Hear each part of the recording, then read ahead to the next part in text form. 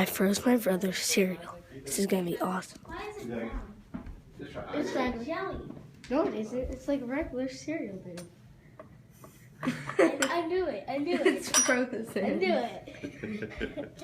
Wow, Spongfish. Bob, can you have a real breakfast? Last time.